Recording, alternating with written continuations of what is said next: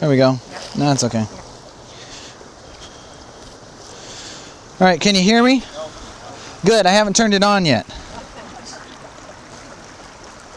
All right, is everybody on HE channel? Can you hear me? 34? 3 and 4 upside down is HE. We got a wire short here. What about now? Anything? What about now? Anything? There we go. We got to shorten the wire in the mic here. Yeah. Okay. All right, I'm going to put it in my pocket so it'll pull the wire right out of it. What about now? Better? Okay, I just pressed the mute that time. All right, if you got your Bibles, go ahead and grab them, and I'm pretty sure you know where to turn. We're going to look at Matthew chapter, well, I don't know where to turn. Where are we at? 16. Chapter 16, verse 13. All right, I'm just going to go ahead and read right into it real quick here for you. Now, when Jesus came into the district of Caesarea Philippi, he asked his disciples, "Who do people say that the Son of Man is?" They understood that, obviously, to mean he was talking about himself. "Who do people say that I am?" And they said, "Well, some say John the Baptist, others say Elijah, others say Jeremiah or one of the prophets." All, people saying that he's John the Baptist obviously haven't been paying attention that Jesus and John the Baptist were both, there at the same time. Anyway, so he said to them, "But who do you say I am?" Well, Peter, being how Peter is, he spoke right up. He says, you're the Christ. You're the Son of the living God. Now, we're going to come back to that in just a second, so hold your finger there. Jesus answered him and said, "Blessed are you, Simon Bar-Jonah," or son of Jonah, "for flesh and blood has not revealed this to you, but my Father who is in heaven. And I tell you, you are Peter, and on this rock I will build my church, and the gates of hell shall not prevail against it. I will give you the keys of the kingdom of heaven, and whatever you bind on earth shall be bound in heaven, and whatever you loose on earth shall be loosed in heaven." Then he strictly charged the disciples to tell no one that he was the Christ.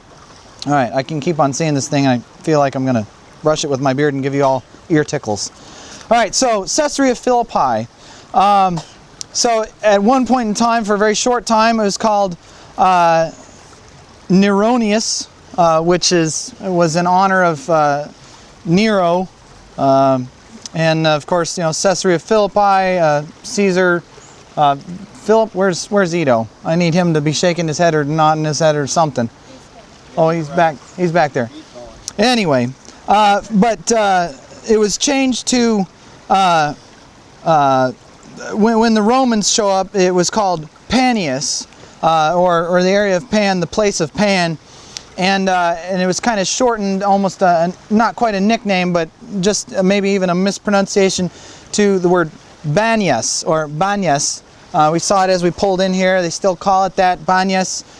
It's where we get the Spanish word baño. I'm just kidding. Anyway, Panias comes from the Greek word Pan. The god Pan also is responsible for the word panic. You guys heard that word before? I'm having a panic attack. Means to be in great fear of something you've heard or whatever. But it comes from the god Pan was supposed to, when he gets really angry, he has a really threatening and loud voice. And people got really scared of that. It was the idea. And when the Romans showed up in this area, there used to be this big torrential water outpouring in the rock there before it collapsed in an earthquake. But it was just this roar of sound that came out of there. And the Romans heard that and they're like, oh, well, clearly the god Pan comes from this area. We get the gates of hell from before the Roman period. Baal was worshipped here. And the worshippers believed that these were the gates of Hades here. So the gates of hell, we find that to be the reference there. All right, so I want to go back then. Let's look back at Matthew chapter 16. And I'd like to look at what Peter actually says and why this was such a neat thing to Jesus. Why does he react this way? There's only a couple places where Jesus says, yeah, you got it, in the Bible, where he says, you understand something that nobody else understands. We know this Capernaum. We know about the centurion there and how he told Jesus, no, you don't even have to come here because everything has to obey its creator. You are the God. You are the God. And you can heal this person from there. And Jesus says, you got it. When they returned there, they found the person to be well. So this is one of those instances where Jesus talks to Peter and he says, Peter, this is a blessing. This is something that is this is a gift to you from God. Blessing, by the way, connotates that it comes from God. It's not, oh, well, bless your heart, that's neat. Or, may this person who's passed be blessed or something like that. It connotates here especially that this is a gift that God specifically gave to you for this very specific instance, Peter. But Peter, look at what he says and why Jesus reacts to it this way. Peter says, you are the Christ. That's no big deal. Not really anyway. To them, to have the term the Messiah bestowed on them, Christ, Messiah, it's interchangeable almost. Jesus had been saying and doing things that were very messianic at this point, and Peter could have picked up on that really easy. But Peter doesn't stop there. He says, the Son of the living God. To attribute that Jesus is the Son of this God means that you have power from God. You are God. This is something that comes to you because you are...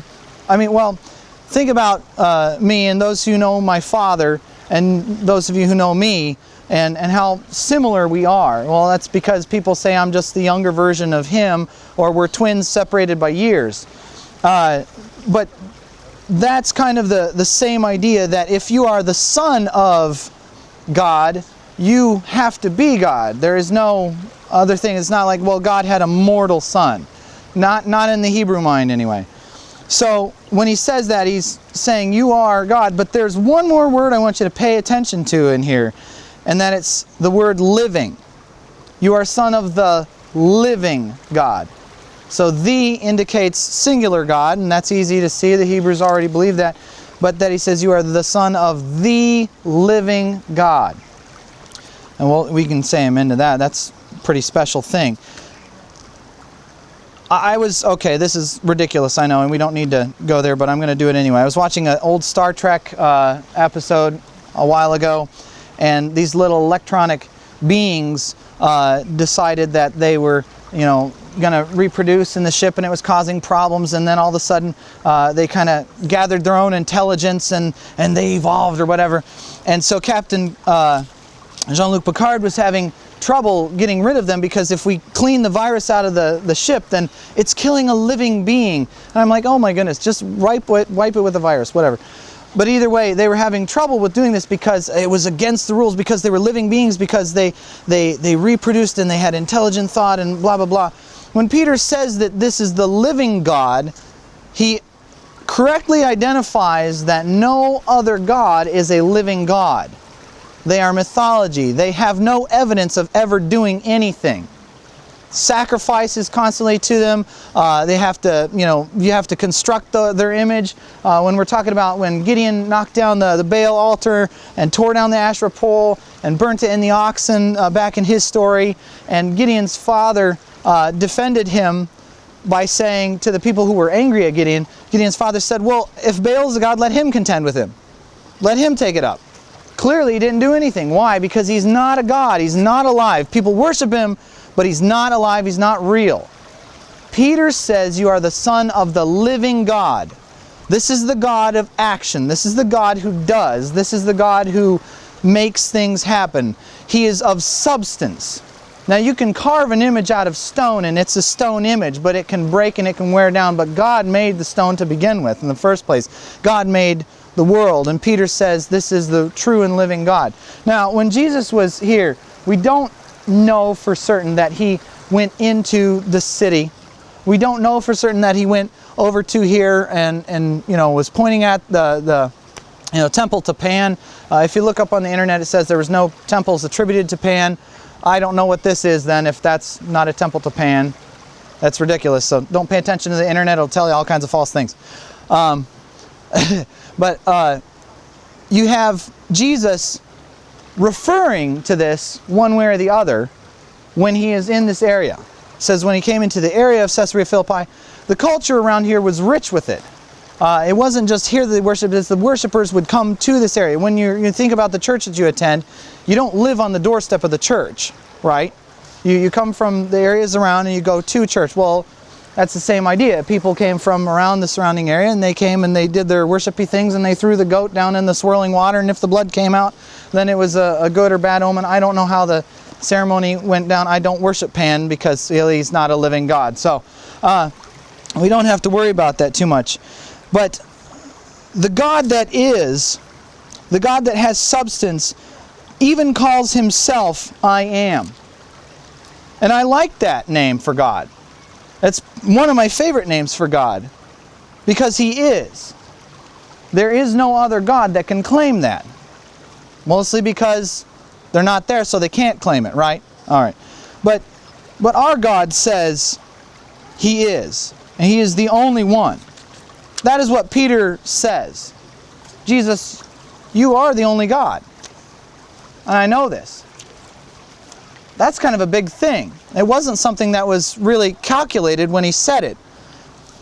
Not even sure how he comes about it, except that Jesus says, this was revealed to you. So Peter really gets it. Then Jesus goes on, he says, blessed are you. This is a favor, this is a gift given by God. You could not understand this as a human. And then he points out, you are the son of you are Simon, the son of Jonah. That's Peter's given name, Simon. And Simon means to listen, which is interesting because a lot of the instances where we have Peter in the Bible, we often find him not listening. But where Peter then he has this nickname that he goes by. It's kind of like saying Rocky or something. Peter means rock. And of course we look at this here and we see that Jesus doesn't just he doesn't nickname him here, but there's only a couple instances in the Bible where somebody gets a new name. This is the only instance that I am aware of where they are given the same name as their name. So Peter goes from being Simon Peter, Peter, that Simon, elbow him in the ribs, Rocky, he's the stout one, right? We've got other instances referring to Peter's physical attributes of maybe not being quite so long of the legs, slower than the other disciple to get to the tomb. But he doesn't stop much. When Peter's got something in his head, he's got to follow through with it. So he just runs right down into the tomb later. But so his nickname is Rocky. He's stout, perhaps even. If we want to give him physical attributes to that. But Jesus says, "And I tell you." And by the way, when people are telling you something in the South, they'll say, "Well, let me tell you." And it's an emphasis on what they're going to tell you. You better listen. So it's kind of interesting. Peter's name, Simon. Listen. I'm going to tell you something. You really are Peter. You really do fit this definition of your name. Why does he fit the definition of this name? Is it because he's stout? Jesus is like, you really are a rock solid guy there, Peter. That's pretty cool. No, he's not ribbing him. He's saying there's something about what you said that is of substance. Peter says, we follow this God of substance, not this God. We follow this God that is big, that is the only one, that is the Creator. He is of substance. He is alive. And Jesus says, you have substance, Peter. That is a solid thing. You are Peter. That's a funny thing to tell somebody, that your nickname is befitting, but for an entirely different reason. And then he goes on. He says, you are Peter, you are of substance. And then Jesus says, and on this rock I will build my church, and the gates of hell shall not prevail against it. Jesus says, on that substance, Peter, that I just called you of this substance, that substance I will build my church on. That is the foundation, if you will, of my church. Now, we talked about foundations before, right? House that's built on sand, house that's built on a rock, it stays there. Even if the house falls down, you still have the foundation. You still have something to build on, and it's always evidence of it being there. Correct? Jesus is telling Peter, that is a solid thing, Peter. Hold on to that. And this church, this gathering of people, is going to be built on that same thing. Without it, you don't have it. Without that foundation, there's nothing to build upon. What is that foundation? This God is a God of substance. This God is a God of solution. He is the Creator God. Okay. So, I'd like you to look at some other things here. This city was destroyed by an earthquake. It was over an 8-something earthquake, I believe. You can tell by, like Ito said before, how far the stones flew. They were able to calculate by the weight of the stone how far it flew, and you can see just how big the movement had to be for it to happen. So you can then calculate back, well, that's an 8 point whatever it is. I don't know. I wasn't listening last time when Ito told me, and he could probably tell you again sometime if you ask him, but you have that city that was over there, and it's collapsed. And you can go over there and look at the stones and these big pillars that are just smashed all over the place. But then you have this big rock face over here that you're going to get to look at. And that didn't fall in the quake. Why didn't that fall in the quake? Anybody? Why wouldn't a big rock fall in the quake? In the earthquake? Because what? Because the foundation? It's because it is the foundation, isn't it? I mean, they carved it out of the rock, the temple. You know, the rest of the temple fell apart, and all the things that man has added to it. Keep in mind, everything that man has added to it fell apart, right? But what was already there stayed firm. Now, I'm not saying that the temple to Pan is a really solid thing, whatever. You can see over time it's worn out, and it even has collapsed within itself over the last 2,000 years. But when you have a God, the God, who does not collapse, who is a foundation, it doesn't matter what you add around it, the things that you do can collapse. Then you have to keep on going back to that foundation. I know I'm getting redundant here, but please bear with me. Alright, so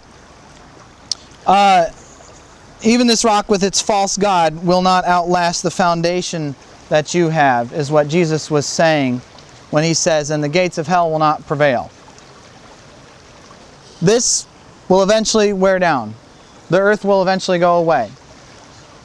The real gates of hell, they want to destroy, they want to make you weak, they want to get rid of any opportunity that you have a chance to minister.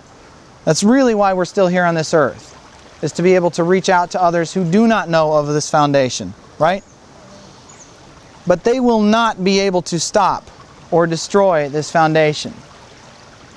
That house built on a firm foundation will stand, right? So there's other things that I want you to pay attention to. Quick turn in your Bibles to Luke 19. Chapter 19, verse 40. This is in the triumphal entry here. Jesus is headed into Jerusalem, and the Pharisees are having a cow. They do not like to see him being praised. They do not like to see him being praised. So some of the Pharisees in the crowd said to him, "Teacher, rebuke your disciples." And he says, "I tell you, if these were silent, the very stones would cry out." Keeping in mind, he didn't say rocks. The word stones implies that it's cut, has a purposeful use. The very stones would cry out. What is this stones? In that instance, was he talking physically of those exact actual rocks?